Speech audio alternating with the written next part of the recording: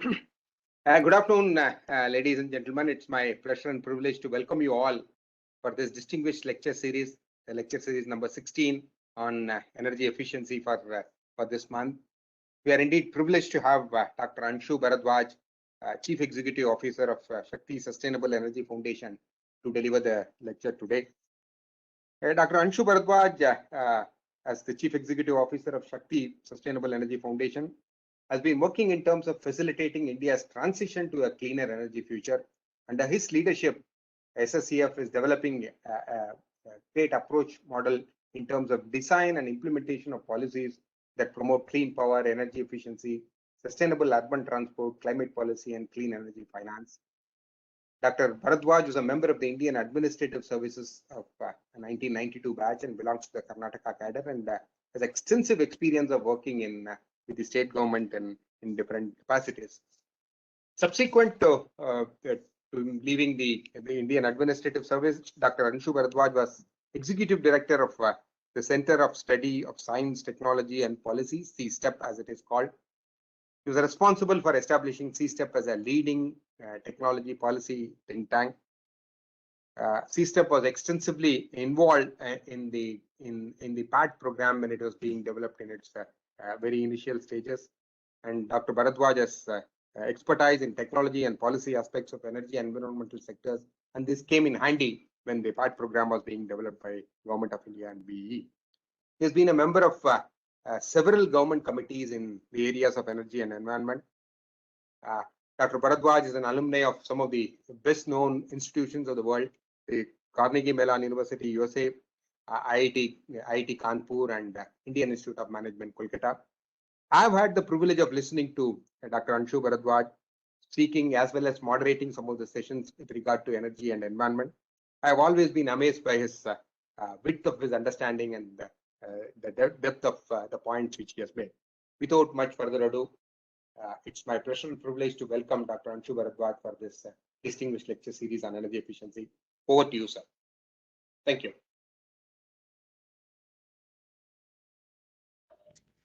Thank you so much, Mr. Venkat Giri. Thank you very much. And I'm very grateful to you and to CII for this kind invitation to the series of which you have initiated on first Monday of every month. I must confess, when I got your email inviting me to give a lecture on energy efficiency, my initial reaction was to panic. And that's because, I'm not an expert in energy efficiency. I'm more of I know energy policy. I'm more of a jack of all trades in energy, but not an energy expert in energy efficiency as such.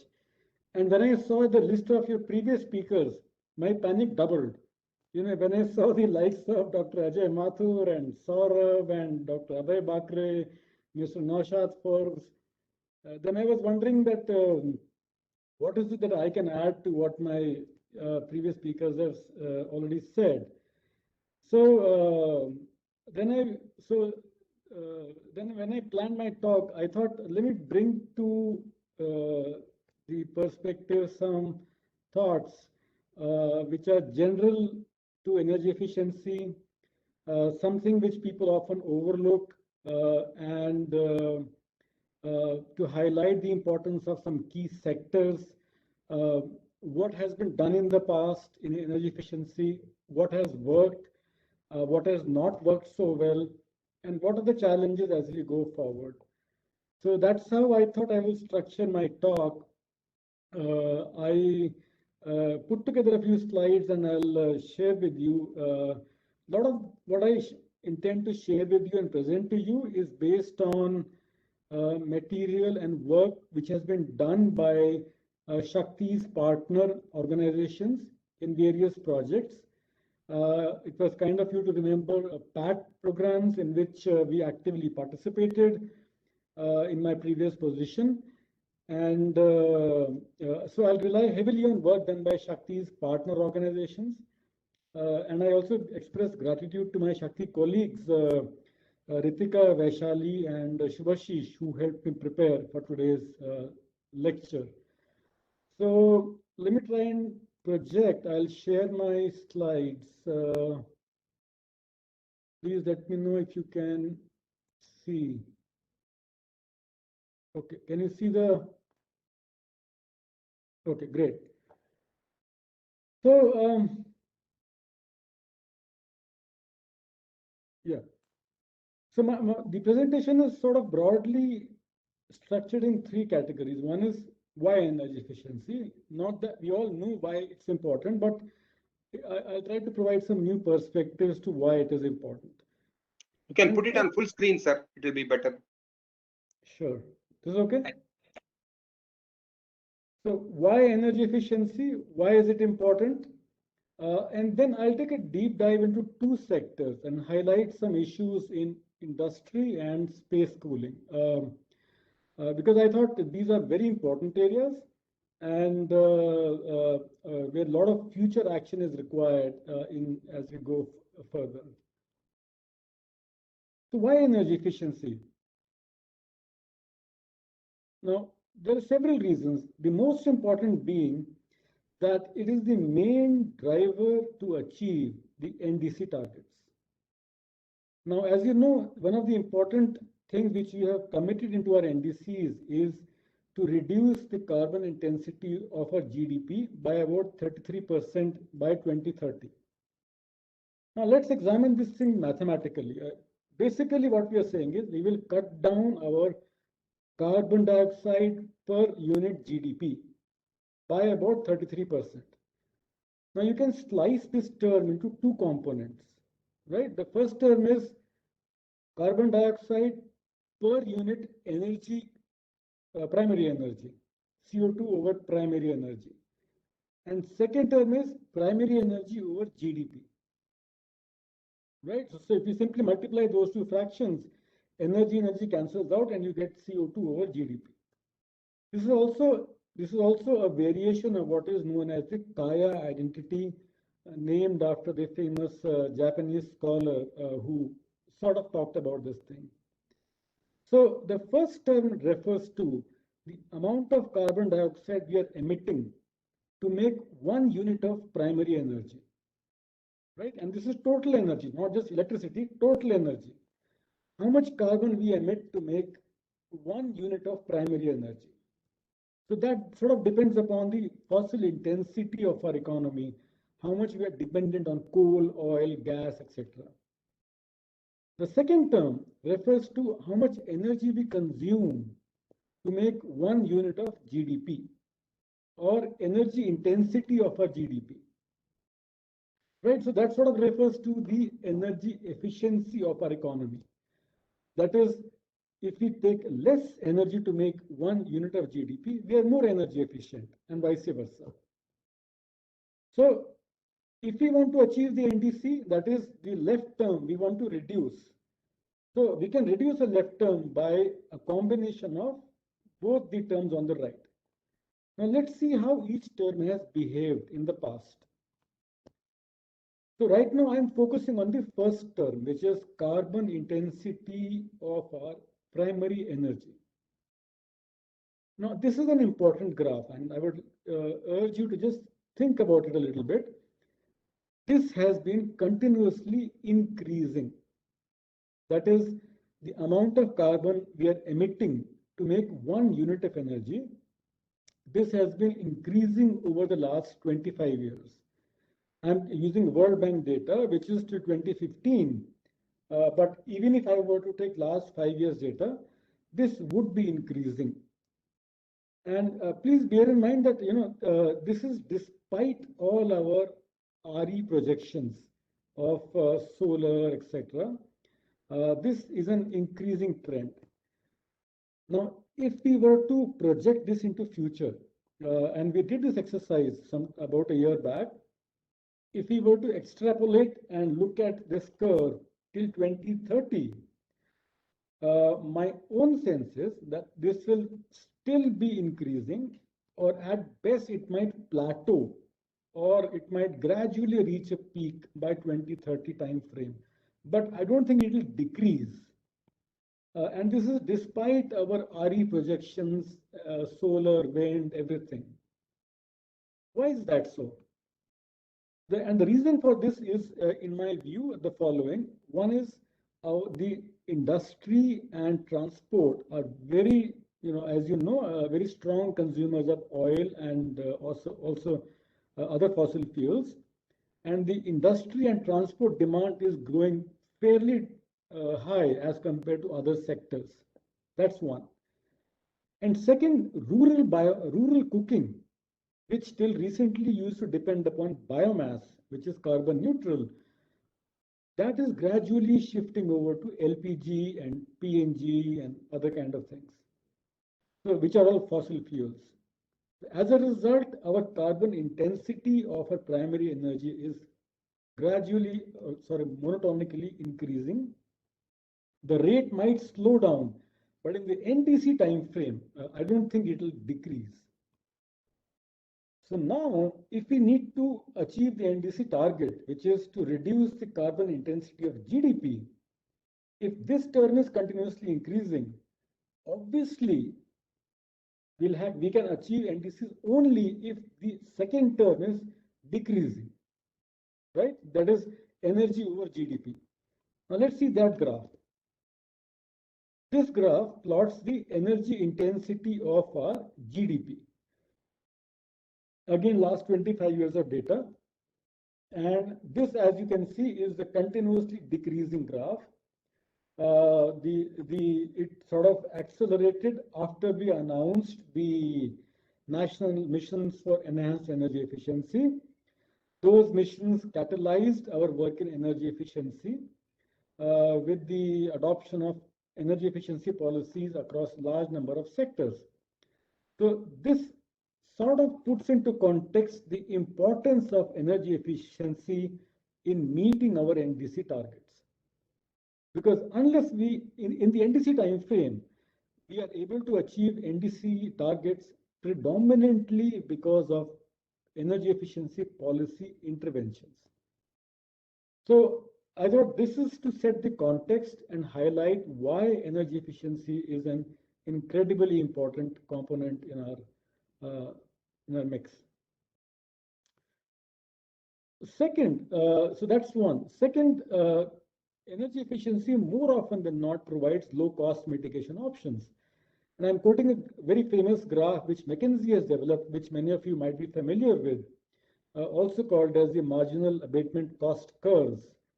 On the x-axis, they plot the abatement potential in gigatons of carbon per annum.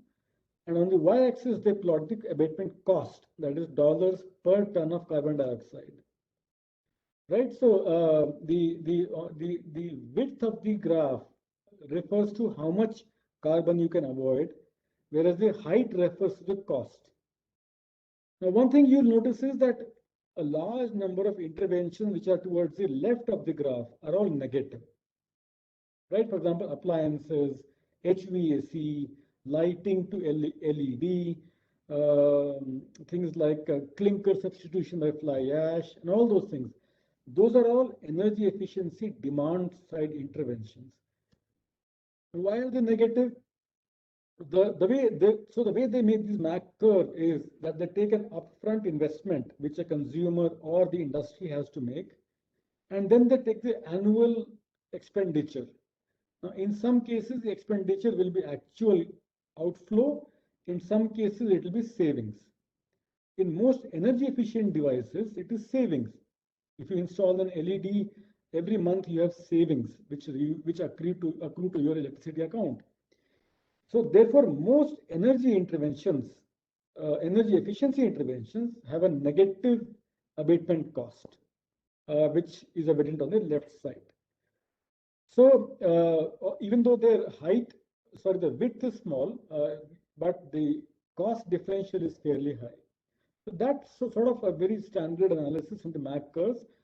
On a personal front, I do have some reservations about the MAC curves. I mean, there are some methodological issues, but by and large, it does provide a good sense of what technologies can do. And finally, if you look forward, this just plots the primary energy in 2030 and how the primary energy can reduce from business as usual to different levels. So as you can see, a significant drop can be achieved by energy efficiency interventions across various sectors. Most important being industry, transport, buildings are the three big sectors by which we can reduce. If we do a similar thing for 2050, the numbers are even more staggering, and we find that almost 25 to 30% of primary energy can be reduced by energy efficiency alone. So this is just to set the context why it is important. We all know, but it is just to reiterate. So now let me take a deep dive into two sectors and share some perspectives on based on what we have done in these two areas. One is industry, and second is cooling.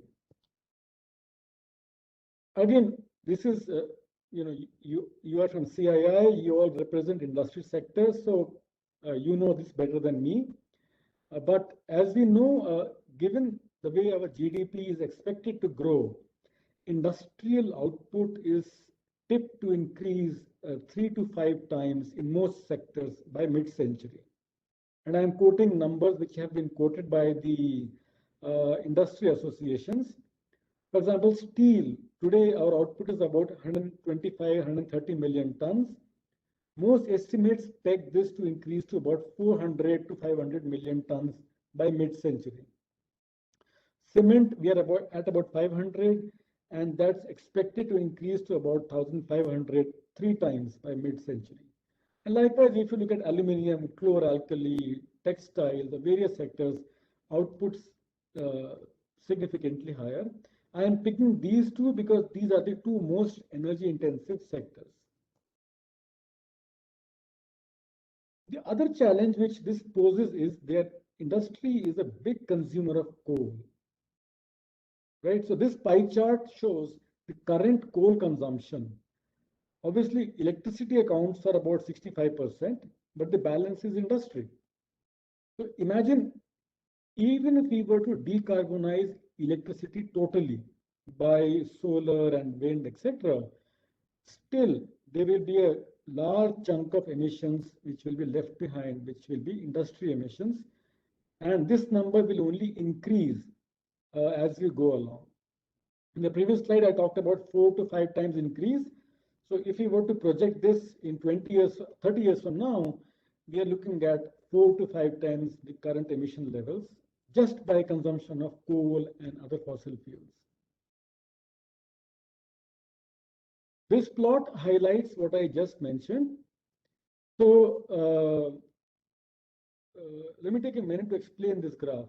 The blue bars refer to the present emission levels, right? The blue one refers to present emissions from electricity, industry, and transport. The orange bars refer to a reference scenario in 2050 in which we don't do much. The grayish bar refers to what if we were to do aggressive decarbonization, right? Now look at electricity. In electricity, if we were to really go all out to eliminate coal and entirely rely on renewables, it's possible to decarbonize totally with a combination of solar, wind, hydro, nuclear, etc. We can totally decarbonize. Industry, the yellow bar itself assumes that all future industry adopts best practices in energy efficiency. So even with the best practices in energy efficiency, we are looking at about 2.5 billion tons of emissions from industry. So that's an important takeaway point, that even with the best practices in energy efficiency, we are looking at about 2.5 billion tons of carbon dioxide in 2050. Now, if we were to look at various interventions, and we'll talk about that, we might be able to bring this number down to less than a billion by various interventions. So as Mr. Venkat Giri mentioned, in the first phase of our PAT program, first phase in the last 10 years, in the PAT program, we relied heavily on the market-based mechanisms to improve our energy efficiency of various industries through steel, cement, petrochemicals, fertilizers, and chloralkali, aluminum, mainly through the market-based mechanisms. It led to significant gains in terms of both energy saved and carbon dioxide avoided. Today, as the graph on the right shows, this is the specific electricity consumption of Indian cement industries. As you can see, we are much better than the world average. And most of the recent cement manufacturing plants are actually world class in terms of their energy efficiency. They are, absolutely top class. So cement is one area where we have done really well, and we are confident that going forward, most plants will be adhering to the best standards. Of course, there is scope for improvement in steel. We have a mix of steel plants. Some are very good, some are laggards in terms of energy efficiency. Our specific energy consumption on an average in steel is still a bit higher as compared to many other countries, despite the improvements in under PAT program. So what I'm trying to say here is that in the last 10 years, we have done very well in PAT. At the same time, we should also be cognizant that possibly we have realized large part of the energy efficiency gains. There are still pockets where work needs to be done, especially in SMEs and also in sectors like steel. But largely, energy efficiency gains seem to be, have been realized. And you know this much better than I do because you represent industry. There is a limit to what energy efficiency can do. Soon we hit the thermodynamic limits. So we seem to be saturating in many sectors. So next phase, going forward. Now remember the previous slide where I said that industry emissions will touch about 2.5 billion tons in 2050. And that is despite the best energy efficiency improvements. So how do we mitigate that? My own submission is that next phase is going to be much harder.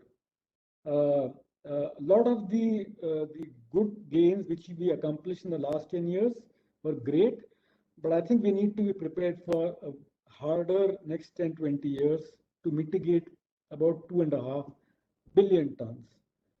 And there we'll need to look at things such as reduce demand of products, circularity, fuel switch, shifting to electrification, new technologies such as green hydrogen, CCS. I put 3 big question marks because I don't understand whether CCS is possible or not, whether it is technically, economically viable. I don't know honestly. But that's one option being talked about, so I put there. And energy efficiency, of course, the residual sectors like SMEs and some other sectors. But we'll have to focus on collection of all of these to look at the next phase of industrial transition. And this is an example which I've taken from a recent report by TERI, where they examined the low carbon steel sector, and Shakti supported this report. So let's look at steel emissions in a business as usual scenario, where we continue with the current trend, and there we end up at about 800 million tons of carbon dioxide by mid-century. If we were to improve the efficiency of our steel manufacturing, make sure that it adheres to the global best standards, that 800 comes down to about 700.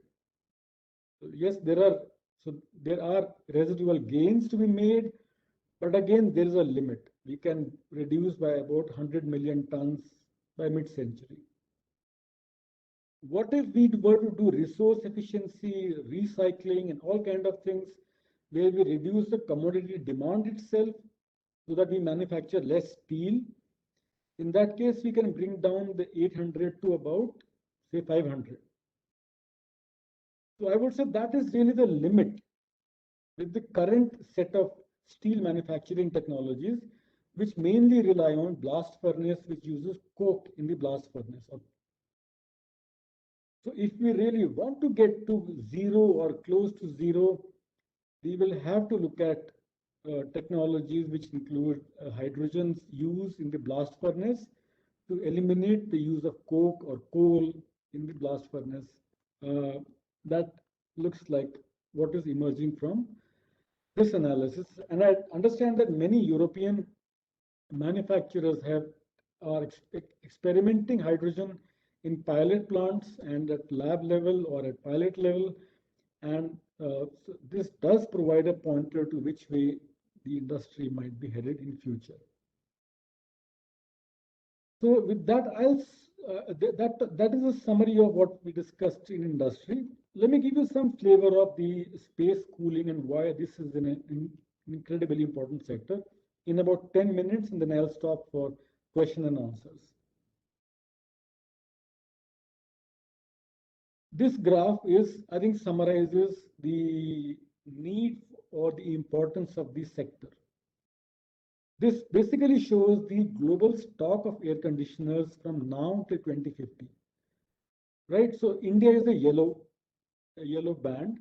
If you look at today's scenario, that is 2020 or so, that yellow band is barely visible.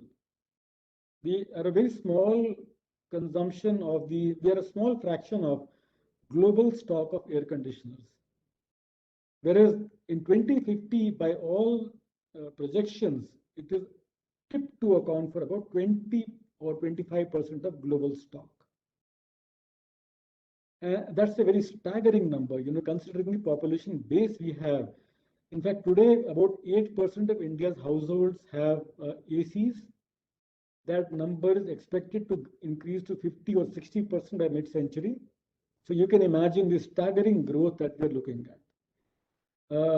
And if you add to the fact that we are looking at more and more intense summers and heats, it only makes the case that much stronger. In fact, I recently attended a talk given by Mr. Chandra Bhushan of iForest, and he made a very nice statement that cooling is no longer a luxury. In fact, when we were growing up during my childhood days, we could never imagine an air conditioner. It was totally unaffordable. Even a home cooler was a luxury. The one home cool cooler system. But now, with the kind of summers we are having, I would say cooling is a necessity, not a luxury anymore. So the strong increase in the air conditioning demand obviously presents a very high increase in the energy. And this is a study by Brookings, where they estimated the residential appliance energy consumption by 2030 as compared to 2015. So the numbers are staggering. You can see the lighting number drops by 50%, and that is because we are switching from incandescent or CFLs to LEDs. And as Mr. Saurabh Kumar would have pointed out, he's the man behind Ujala. The LEDs are a very important factor in the decline of energy. But what is unmistakable is the nearly 10-fold increase in energy demand of air conditioning from 2015 till 2030. Gross terawatt hours. So this is the scale of problem we are looking at. It's not only gross energy, it's also the load curve. And I'm taking this graph which Mr. Ganesh Srinivasan from Tata Power Distribution Limited shared with me, and shows the peak load in Delhi, in some parts of Delhi, which come under TPDDL. The orange line is the peak load in 2010, 10 years back. The blue one is the peak load this year, right? So what you can make out is that we have two very sharp peaks. One is the afternoon peak, which is largely commercial, industrial, and that driven by that. What is important is there is a very strong and sharp night peak. That's when the domestic air conditioners come online and they run through the night. So we have a very strong continuous peak in the night at about 2000 megawatts in this area, which comes under TPDDL. The take-home message is here is that not only are we leading to gross increase in energy, but we are also leading to peak demand. And this is a very strong deterrent to renewables, because at least as far as solar goes, solar can help meet the afternoon peak, but solar can't help the night peak. So this only highlights the need for to address this problem of reducing the cooling demand, reducing the energy demand from cooling by efficient appliances as much as possible. Even if we can reduce it by 500 megawatts in this region, that's equivalent to one coal power plant. And I'm quoting this one graph which Professor Charles Warringham, an Australian academic and scholar, he very graciously shared with me, highlights the point. On July 7th this year, we hit a peak in India. We hit a peak load of 200 gigawatts. Our power minister also acknowledged this thing. The first time India's peak demand touched 200 gigawatts. And a large part of this can be attributed to the fact that it was an extremely hot day, July 7th. Those who live in Delhi NCR will know that it was an extremely hot day and temperatures are touching very high. So Professor Warringham plotted the daily maximum temperature with the peak demand in, I think, Delhi NCR region. And there was a rough trend which emerges of the correlation between the two.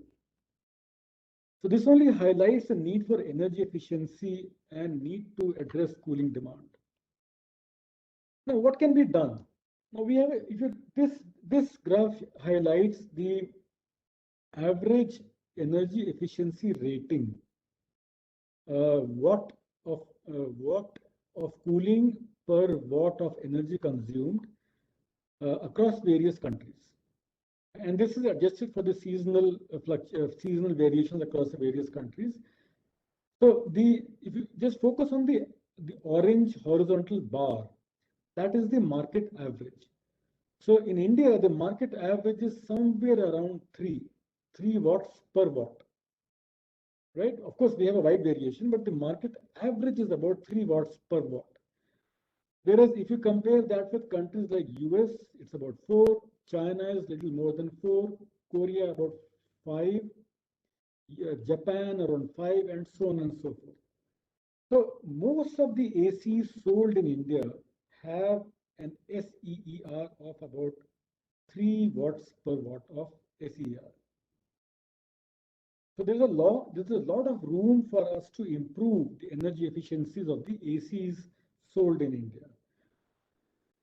And as you saw in the previous graph, if we are able to improve the energy efficiency of the ACs sold, we can significantly bring down the peak and also the gross energy consumption. But so how do we expedite the adoption of 5-star ACs? How do we ensure that we go even beyond 5-star to more efficient ones, which are available in other countries? Obviously, cost is a big deterrent.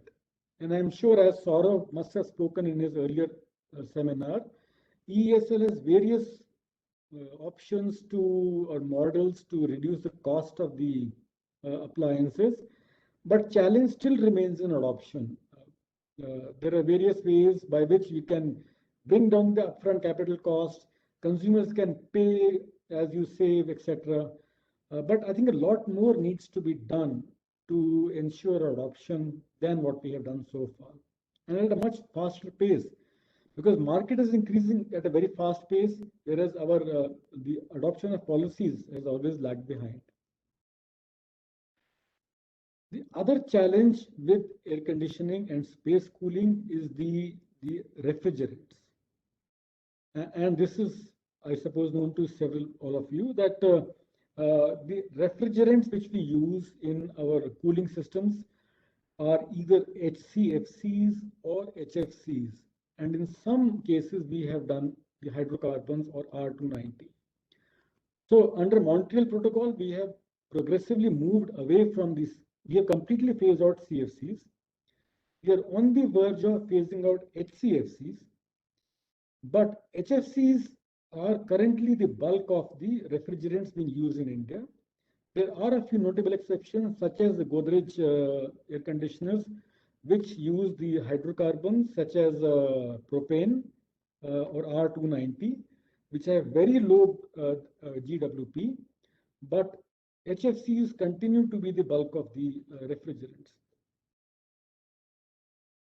Now, as we go forward, the Kigali Amendment to Montreal Protocol talks about the need to reduce HFCs by over 80%. There have been estimates, and this will surprise you, that if we fix cooling, then by end of century, either through the adoption of super efficient refrigerators and by the use of low GWP refrigerants, we will save at least 0.4 or 0.5 degree temperature increase if we are able to manage cooling properly. And therefore, there have been the Kigali Amendment. There is the Kigali Cooling Efficiency Plan, which is a global philanthropic initiative, and the India Cooling Action Plan to reduce the cooling demand, reduce refrigerant demand, and reduce cooling energy demand. But it's not easy. As I said, as of now, bulk of our industry is heavily dependent on HFCs. How do we make sure we gradually phase out HFCs and bring in the low GWP refrigerants like natural refrigerants and not-in-kind technologies? So there are options to eliminate HFCs, relying on natural refrigerants such as ammonia, carbon dioxide, hydrocarbons, HFOs. There are a whole bunch of NIK technologies which are different from the conventional vapor compression cycle, but there are challenges to adoption. I would recommend for those interested, there were a set of very nice reports published by iForest, Mr. Chandra Bhushan's organization, where they highlighted these technical barriers, economic barriers, and looked at policy interventions for adoption of these measures. Finally, this is my summary slide. There is enormous unrealized potential for energy efficiency, especially in sectors such as industry, cooling, and even buildings. We have done great work in last 15 years. I would suggest a lot of low-hanging fruits have been tapped, and a lot of credit goes to industry for industry reciprocated to the government's initiatives and did really well in these initiatives. But we have a much harder challenge ahead of us, especially in industry and coolings, to realize the goals. So with that, I'll stop and would be most happy to have any questions and discussions. Thank you so much. Dr. Bharadwaj, thank you very much for your address. You spoke about the importance of energy efficiency on the overall roadmap towards achieving a low carbon growth. Took two sectors, spoke about the magnitude of the impact these two sectors have on the overall GHG impact, and also very specifically spoke about what can be done both in industry and space cooling in terms of moving towards a low carbon pathway. I'll try to group some of these questions that are coming across, Dr. Bharadwaj, just to take your views on how we could address them. First set of questions were around the current pandemic scenario, the COVID and post-COVID recovery. First was in terms of industry. How do you see the recovery from the industries, which is happening at a very fast pace right now, move towards the carbon emission? Are we likely to go back to where it was earlier? Do you see some specific changes where we are likely to pursue a low carbon path on the industry segment? And on the building segment, now with a large number of large corporates looking at work from home scenario, and India again, a large number of companies are looking at work from home as a hybrid option, though not exactly 100%, but large number of industries are looking at it. Would our entire space cooling scenario have any shift with more and more employees adopting work from home scenario? Would that reduce the kind of demand, or we don't expect any significant change because of this? Any thoughts on these two? Thank you, Kiran. Both are difficult questions, I must say. On the COVID one, yeah, the data which has been released in the last few months does show a very strong rebound in the industry. The industrial output and production has significantly picked up, and that is great to see. I mean, the way we also saw COVID last year was that, yes, it led to an immediate drop in the industrial output, a significant drop in GDP also. But we were clear that the fundamentals of economy are strong, so a bounce back will happen very quickly. In terms of long-term growth pathway, long-term emissions pathways, I think nothing significantly changes because the fundamentals of the economy remain the same. If you look at emissions pathways, I don't see a significant change in the business as usual path. So if COVID had not happened, perhaps we might have been on the same path as far as emissions goes, because the industries are the same. We are the cement, steel, the fundamentals remain the same. So I don't see a great change in that pathway. The only change I do notice is that in the recovery packages which were announced, there was some reliance on coal in some of the recovery packages to boost local employment and local growth, which perhaps could lead to a spike in emissions beyond what would have been there pre-COVID. So that is as far as first goes. Second is a very interesting question, and honestly, I don't have an answer. You are right. The current trend of working from home is a fundamental shift in how we live, how we work, how it impacts the cooling demand, how it impacts transportation and everything. And I'll be curious to see any studies that have been done by organizations to explore this in a scientific manner. What I do notice is that the domestic electricity bills have shot up. For example, while we were working from home, my own electricity bills was much higher than what it was pre-COVID. For that I have hard data which I can show. But on how does this remain in long term, only time will tell. Whether this work from home is a short-term thing or is it here to stay? I really don't know, and we'll perhaps wait to see. Thank you. Sir, the next set of questions were around the policies. Shakti works very closely with the government as far as bringing in data and studies as far as energy efficiency is concerned. In your opinion, what are the policies that are coming in near future, or would you like to see in near future, that can help a big shift as far as energy efficiency journey of the country is concerned? Are there any specific areas that you think a change in policy can make a significant change in which the country is looking at its energy efficiency transition? Sure. Thanks, Kiran. So I think the previous presentation highlighted, we seem to have done very well in the PAT scheme as far as improving the efficiency of industry goes. That has been great. One area where a lot of work needs to be done is the building sector. Although I didn't talk about it, but buildings is one area where a lot can be done. Considering that I would say 50% of our infrastructure is yet to be built, 50% or more than that of personal and commercial spaces are yet to be built. How do we ensure that is the state-of-the-art construction in terms of energy efficiency. We have the ECBC, but ECBC has not been adopted by all states. ECBC still doesn't cover a whole set of comprehensive establishments. So how do we give more teeth to ECBC? How do we ensure adoption is one big area. I spoke about cooling, for example. How do we make sure that we minimize the cooling demand by ensuring thermal comfort within the buildings by using good material to minimize the cooling demand? So, for example, when we say that there is an increase in cooling demand and cooling is an equity issue, people need cooling.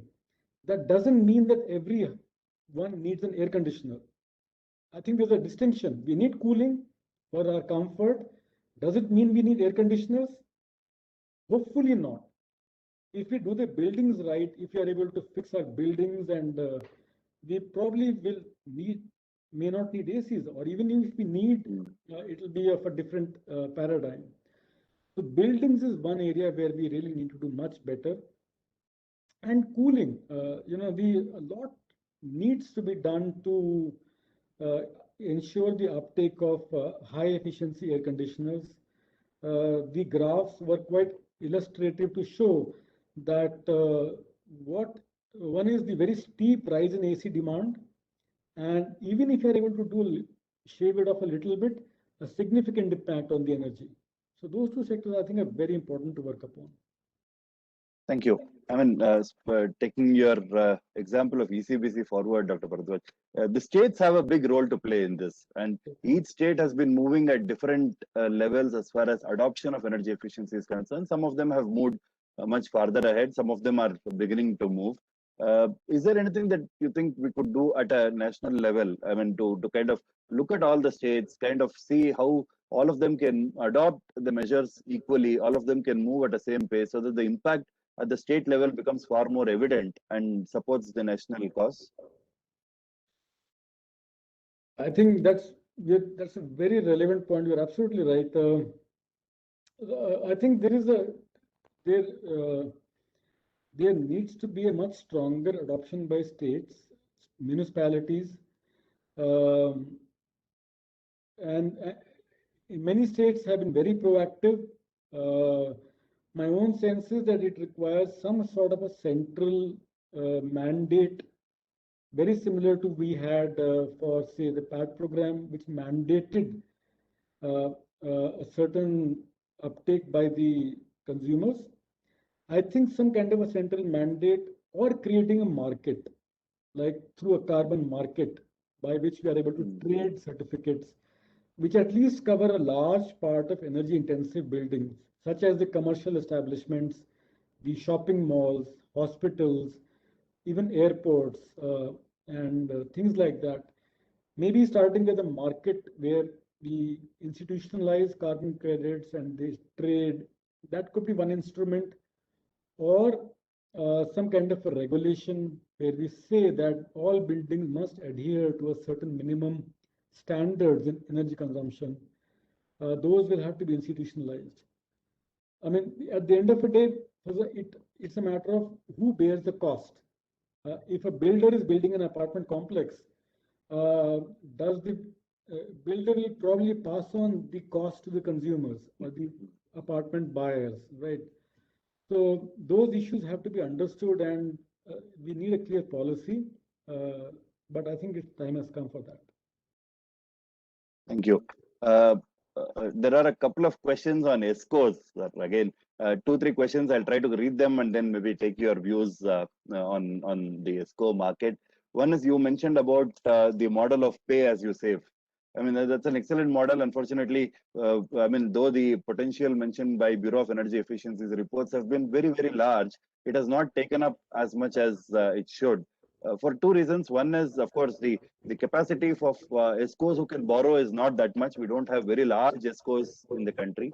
Second, the money is also made available for industries who are very, very progressive, who are doing well, who are financially stronger. But unfortunately, the models are actually required by industries who are not so strong.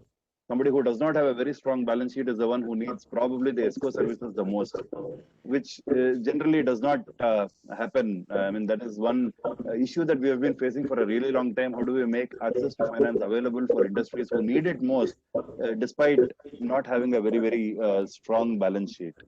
Second, how do we make more money available for energy efficiency? Is there a separate credit line required for energy efficiency? There have been discussions on priority sector status for energy efficiency in the past. Or do you think is it time that we start looking at maybe an exclusive bank to look at on energy efficiency projects? I mean, how do we make more finance available for energy efficiency projects? Yeah, I think, Kiran, those are, I think, very relevant questions. The ESCO model, so there are some sectors where it has done really well, and as Saurabh would have talked about earlier, in some sectors ESL has led to great success. The lighting is one classic example where it led to significant cost reduction and adoption. The aggregate purchase and aggregation of demand and then supplying bulk was a great success model. It has not made that much success in other appliances, other categories.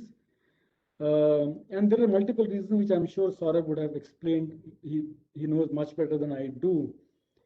But my own sense is that the participation of utilities becomes crucial in these, because utilities are at the end of a day a key stakeholder in this entire setup, right? And if there is a signal from a utility that, look, we are willing to support adoption of energy efficient processes or technologies, that I think would be a big step going forward. Too often we have heard the story that energy efficiency leads to drop in the electricity demand, and therefore utilities are sort of lukewarm to it, and which has often been a deterrent in the adoption. But so that's something which will need to be addressed. How do we make sure utilities actively participate in this process? The Ujjwala model did try to overcome that by getting utilities to participate and ensure that this was done through them. But I think we need to do better for other appliances. As far as getting more money for energy efficiency, so that's something frankly, we have not really worked upon. My own sense is that we will need to go back to models where we create a market.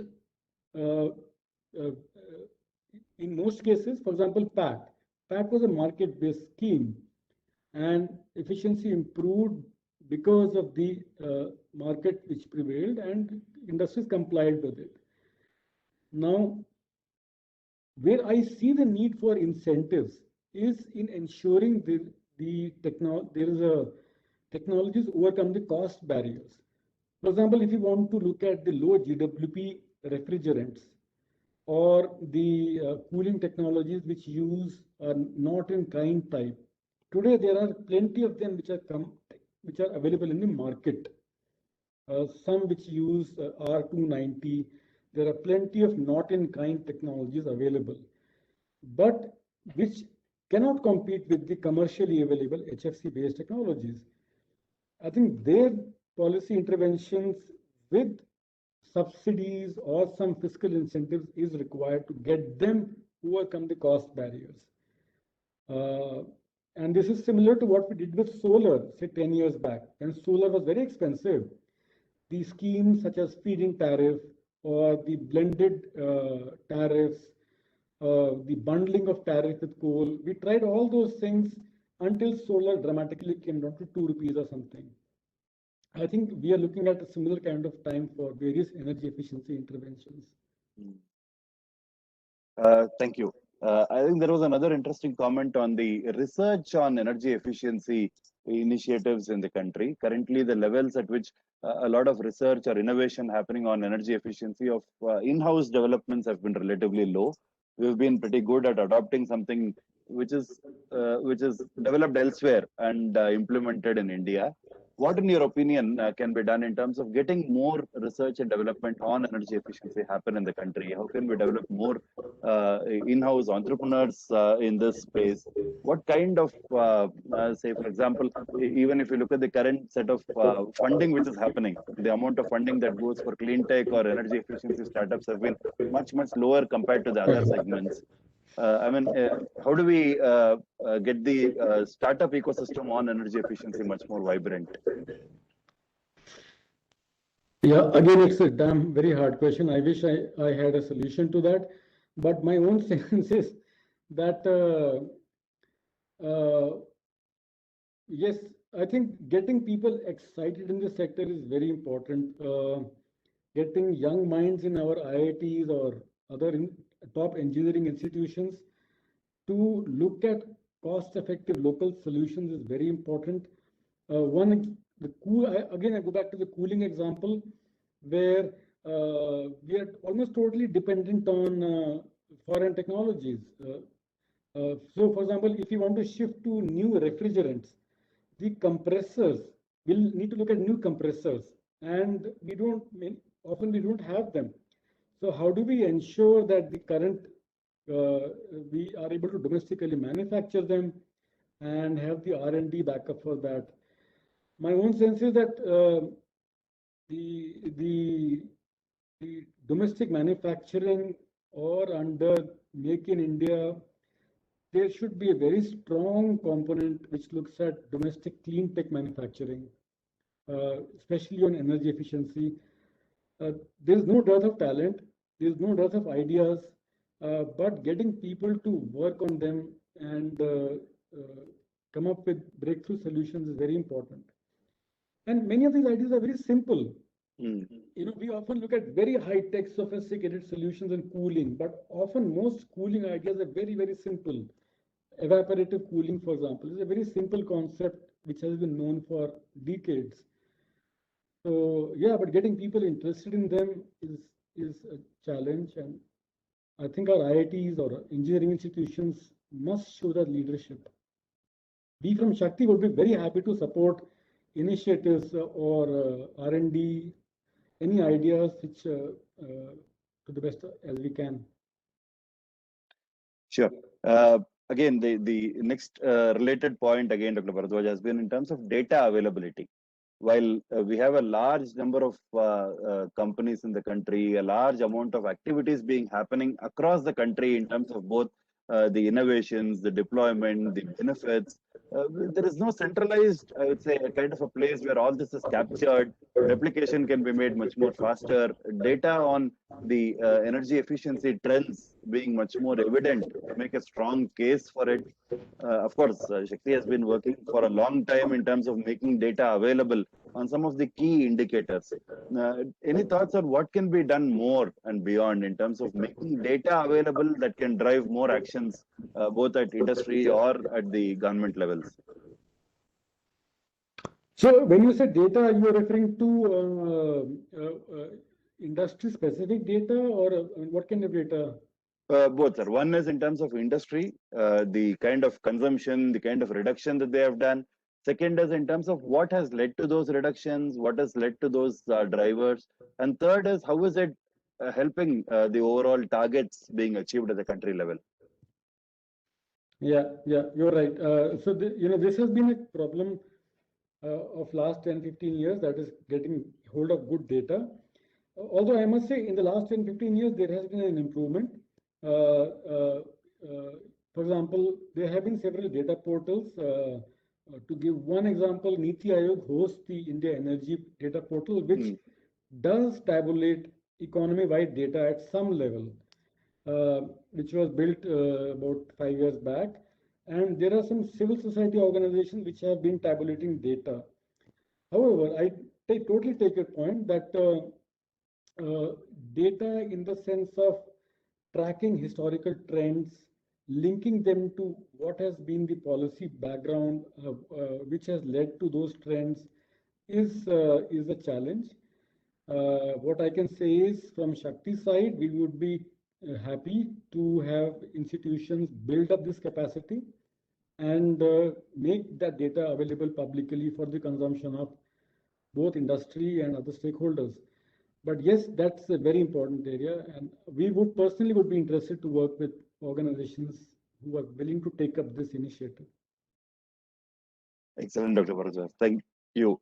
I think there have been a few more questions in terms of the SMEs, the deeper emission reduction opportunities, green hydrogen in industry. But in the interest of time, I'll reach out these questions again later to you. But I think I should thank you for an excellent session that we have had today. Your address, which gave a broader dimension in terms of what the country is looking at, as well as two specific examples, looking at where the impact is and what can be done more.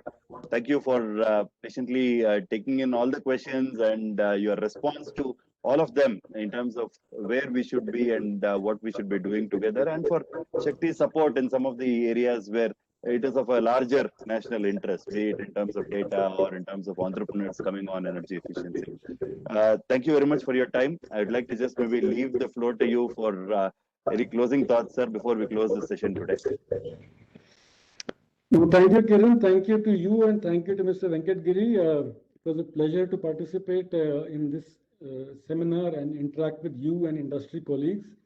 CII has been a very important partner of Shakti in all these years, and we really value this partnership. We make sure that the work which Shakti is doing is of practical importance to industry and not just academic. So I deeply value the partnership with CII. From my side, it was a great experience to come for this seminar. The question which you posed, many of them were the real challenges which industry is facing, our country is facing. And on some, we have clear ideas, and some are difficult questions where we don't really know the way forward. But yes, we need to work together and would be happy to explore this further. Thank you, Dr. Bharadwaj. Thank you very much for your session today. Thank you. Thank you. Thank you. Thank you so much. Thank you. Bye. Thank you.